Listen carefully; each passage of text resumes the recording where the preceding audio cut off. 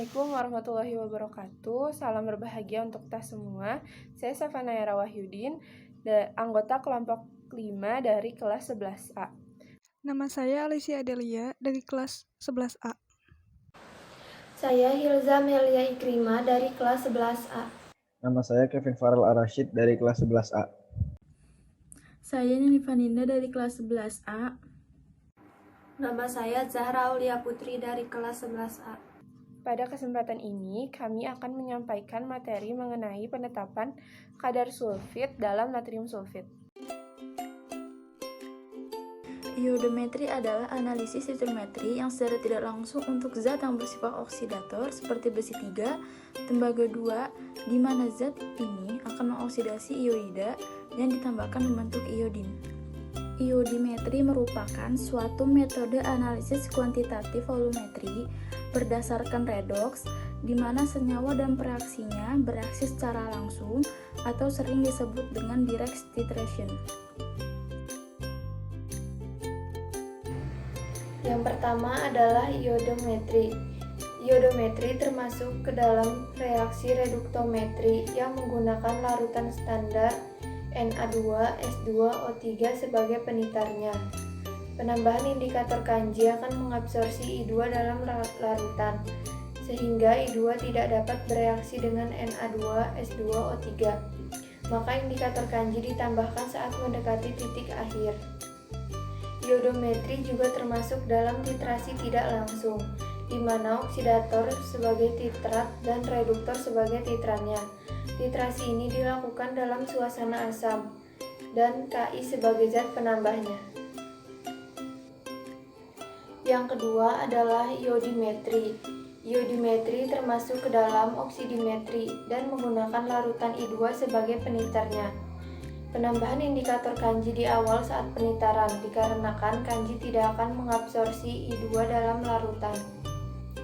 Iodimetri ini termasuk ke dalam titrasi langsung di mana reduktor sebagai titrat dan oksidator sebagai titrannya. Titrasi ini dilakukan dalam suasana sedikit basah atau netral dan NaHCO3 sebagai zat penambahnya. Larutan standar primer merupakan larutan yang telah diketahui konsentrasinya. Larutan standar primer berfungsi untuk menstandarisasi atau untuk memastikan konsentrasi larutan tertentu, yaitu larutan yang konsentrasinya belum diketahui. Contoh senyawa yang dapat dipakai untuk standar primer adalah arsen trioksida yang dipakai untuk membuat larutan natrium arsenit, dan kalium bromat untuk menstandarisasi larutan natrium tiosulfat. Larutan standar sekunder biasanya ditempatkan pada buret yang kemudian ditambahkan ke dalam larutan zat yang telah diketahui konsentrasinya secara standar primer. Larutan sekunder yaitu larutan di mana konsentrasinya ditentukan dengan jalan pembekuan dengan larutan atau secara langsung tidak dapat diketahui kadarnya dan kestabilannya. Dalam suasana asam, asam sulfit dioksidasikan oleh yodium yang ditambahkan berlebihan menjadi asam sulfat. Kelebihan yodium kemudian dititar dengan larutan baku natrium tiosulfat.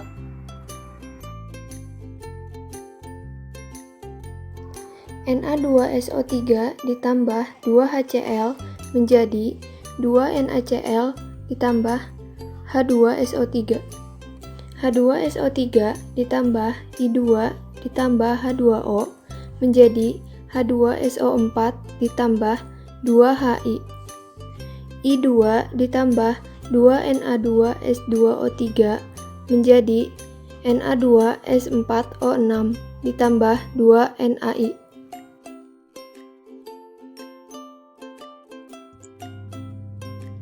Alat yang digunakan adalah labu ukur, pipet tetes, Erlenmeyer, batang pengaduk, pipet volum, buret, static clamp, dan sorong.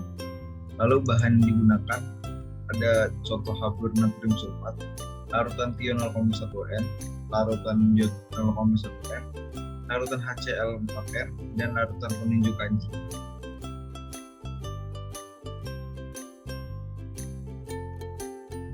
Ditimbang dengan teliti 1 gram contoh hablur natrium sulfit dibilas dengan air suling 100 ml dan diimpitkan sampai batas air. Air suling yang digunakan harus dididihkan dahulu untuk mengusir oksigen. 25 ml larutan iodium dipipet ke dalam Erlenmeyer 300 ml. Diasamkan dengan 10 ml larutan HCl4 normal dan diencerkan sampai volume 100 ml. Kemudian dipipetkan ke dalam larutan iod tadi 25 ml larutan contoh. Cara menambahkan larutan contoh harus sedikit demi sedikit. Kemudian larutan iod dan contoh tadi dititer dengan larutan tio 0,1 normal dengan menggunakan larutan penunjuk kanji. Ulangi penetapan sebanyak 2 kali.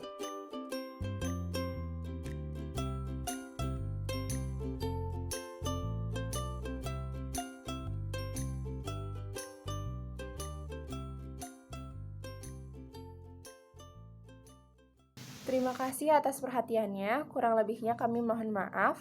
Sekian dari kami, wassalamualaikum warahmatullahi wabarakatuh.